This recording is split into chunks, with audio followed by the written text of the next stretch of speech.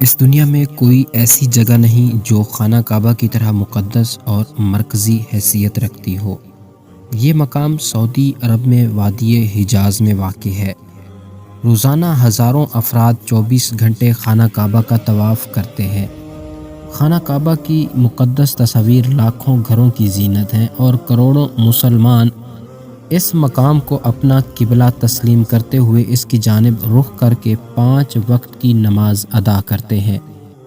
خانہ کعبہ مکعب یعنی کیوب کی شکل میں تعمیر ہونے کے ساتھ ساتھ تاریخ کے آئینے میں ایک انتہائی خاص مقام کا حامل بھی ہے۔ یہاں ہم خانہ کعبہ کے متعلق چند ایسے حقائق پیش کریں گے جن سے بہت کم لوگ واقف ہیں۔ خانہ کعبہ کئی مرتبہ تعمیر ہو چکا ہے۔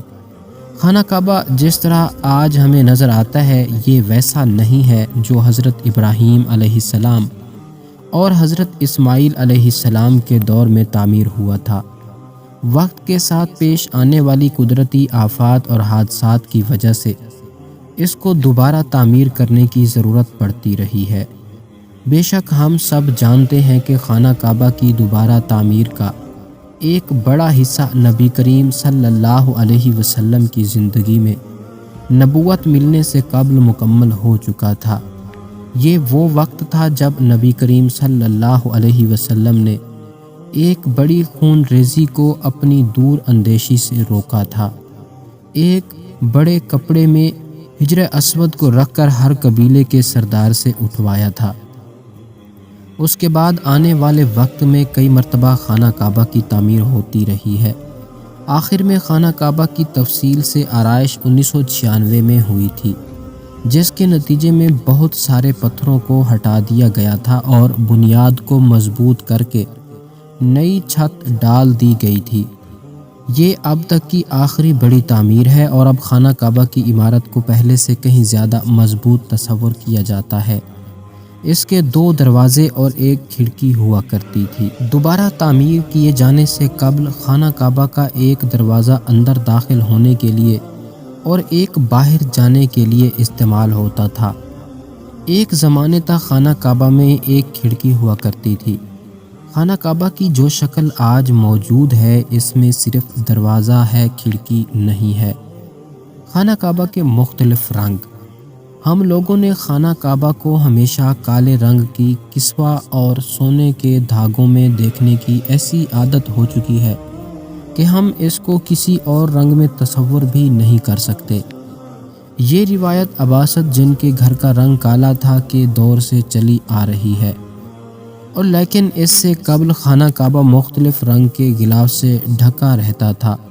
ان رنگوں میں ہرا، لال اور سفید رنگ شامل ہیں۔ خانہ کعبہ کی چابیاں ایک خاندان کی تحویل میں ہیں۔ فتح مکہ کے وقت نبی کریم صلی اللہ علیہ وآلہ وسلم کو خانہ کعبہ کی چابیاں دی گئی تھیں، لیکن بجائے اس کے کہ آپ صلی اللہ علیہ وسلم یہ چابیاں اپنے پاس رکھتے، آپ صلی اللہ علیہ وسلم نے یہ چابیاں بنی شائبہ خاندان کے عثمان بن طلحہ کو واپس کر دیں۔ اس وقت سے آج تک وہ ان چابیوں کے روایتی رکھوال ہیں اور نبی کریم صلی اللہ علیہ وسلم کے نادر الفاظ کی روشنی میں یہ چابیاں ہمیشہ ان کے پاس ہی محفوظ رہیں گی۔ اے بنی طلحہ، یہ چابیاں روز قیامت تک تیری تحویل میں رہیں گی، سوائے اس کے کہ زور زبردستی تو اس سے غیر اخلاقی طریقے سے چھین لی جائیں۔ پہلے خانہ کعبہ عوام کے لیے کھلا رہتا تھا۔ پہلے خانہ کعبہ ہفتے میں 2 مرتبہ عوام کے لیے کھلا ہوتا تھا اور کوئی بھی خانہ کعبہ کے اندر داخل ہو کر عبادت کر سکتا تھا، لیکن موجودہ زمانے میں زائرین کی تعداد زیادہ ہونے اور دوسری وجوہات کی بنا پر خانہ کعبہ کو اب سال میں صرف 1-2 مرتبہ کھولا جاتا ہے اور اس میں صرف اعلیٰ شخصیات اور خاص مہمان ہی داخل ہو سکتے ہیں۔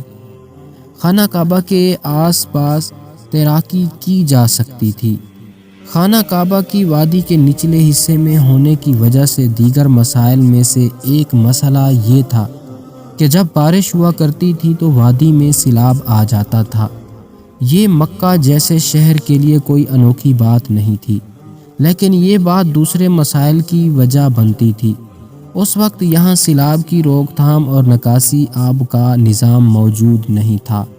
بارش کے آخری دنوں میں خانہ کعبہ پانی میں آدھا ڈوبا رہتا تھا۔ اس وجہ سے طواف کعبہ رکا ہرگز نہیں۔ مسلمانوں نے کعبہ کے ارد گرد تیراکی شروع کر دی تھی۔ تزئین و آرائش کروانے والے حکمرانوں کے نام کی تختی۔ کئی سال تک بہت لوگ اندازہ لگاتے رہے کہ خانہ کعبہ اندر سے کیسا نظر آتا ہے۔ دوسری اور تیسری معلومات کے ذریعے کے مطابق وہ لوگ خوش نصیب ہیں جن کو خانہ کعبہ کے اندر داخل ہونے کی سعادت ملی، اور ایک خوش نصیب وہ ہے جس کو تصویر بنانے کا موقع ملا، اور لاکھوں لوگوں نے یہ تصویر انٹرنیٹ پر آن لائن دیکھی۔ خانہ کعبہ کا اندر کا حصہ سنگ مرمر اور ہرے رنگ کے کپڑے سے ڈھکا ہوا ہے۔ جس دور کے حکمران نے خانہ کعبہ کی دوبارہ آرائش کروائی، اس نے خانہ کعبہ کے اندر اپنے نام کی تختی بھی لگوائی۔ خانہ کعبہ کی تعداد 2 ہے۔ خانہ کعبہ کے بالکل اوپر جنت میں خانہ کعبہ موجود ہے۔ اس کا ذکر قرآن پاک میں بھی آیا ہے، اور نبی پاک صلی اللہ علیہ وسلم نے بھی اس بات کی نشاندہی کی ہے۔ اللہ کے نبی صلی اللہ علیہ وآلہ وسلم نے اسراء والی معراج کا واقعہ سناتے ہوئے فرمایا، جب مجھے بیت المعمور یعنی اللہ کا گھر دکھایا گیا تو میں نے حضرت جبرائیل علیہ السلام سے پوچھا۔ انہوں نے جواب دیا کہ یہ بیت المعمور ہے، جہاں 70,000 فرشتے روزانہ اللہ کی عبادت کرتے ہیں، اور جب وہ یہاں سے جاتے ہیں تو واپس نہیں آتے، ہمیشہ نیا دستہ آتا ہے۔ حجر اسود۔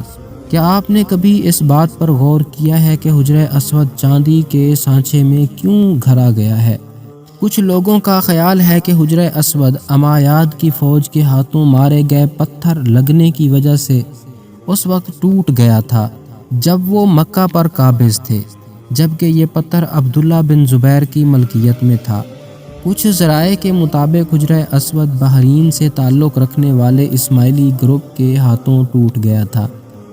ان لوگوں کا یہ خیال تھا کہ حجر اسود مبارک ایک توہین پرستی کا عمل ہے۔ اپنی بات کو سچ ثابت کرنے کے لیے ان لوگوں نے 10,000 حجاج کو مار کر ان کی باقیات کو آب زمزم کے کنویں میں پھینک دیا تھا۔ یہ غیر انسانی عمل کافی نہیں ہے۔ یہ شیطان حجر اسود کو عرب کے مشرق میں لے گئے اور پھر عراق کے شہر کوفہ لے گئے، جہاں اس کے عوض تاوان وصول کیا۔ جب ان کو مجبور کیا گیا تھا وہ اس کو خلیفہ عباسد کو واپس کر دے۔ جب اسے واپس کیا گیا تو یہ ٹکڑوں میں تھا، اور اس کو یکجان کرنے کا صرف ایک طریقہ سمجھ آیا تھا کہ اس کو چاندی کے سانچے میں رکھا جائے۔ کچھ تاریخ دانوں کے مطابق اس مقدس پتھر کے کچھ حصے آج بھی کہیں گم ہیں۔ خانہ کعبہ مکعب کی شکل کا نہیں۔ مکعب کی شکل سے مشہور خانہ کعبہ دراصل مستطیل کی شکل کا ہے۔ خانہ کعبہ کبھی بھی مکعب کی شکل کا نہیں تھا۔ اس کی اصل زاویے کے مطابق ایک یہ آدھا گول حصہ ہے جس کو حجر اسماعیل کہا جاتا ہے۔ نبی کریم صلی اللہ علیہ وسلم کو نبوت ملنے سے پہلے جب خانہ کعبہ کی دوبارہ تعمیر ہوئی تھی تب قریش نے اس بات کی حامی بھری تھی کہ وہ حلال کمائی سے ہی اس کی تعمیر مکمل کریں گے۔ اس کا مطلب یہ ہے کہ جوئے، لوٹ مار، جسم فروشی اور سود جیسے حرام کاموں سے کمایا ہوا پیسہ استعمال نہیں ہوگا۔ قریش اتنے امیر تجارتی شہر میں ہونے کے باوجود اتنی رقم جمع کرنے میں ناکام ہو چکے تھے جو خانہ کعبہ کی تعمیر اس کے اصل سائز اور رقبے کے حساب سے کر سکے۔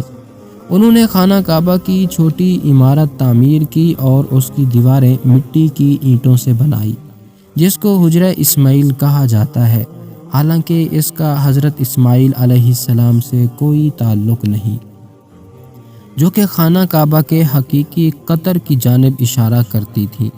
اپنی زندگی کے آخری حصے میں حضرت محمد صلی اللہ علیہ وسلم نے خانہ کعبہ کی دوبارہ تعمیر کا ارادہ کیا تھا، مگر یہ عظیم فریضہ انجام دینے سے پہلے ہی آپ صلی اللہ علیہ وسلم جہان فانی سے کوچ کر گئے۔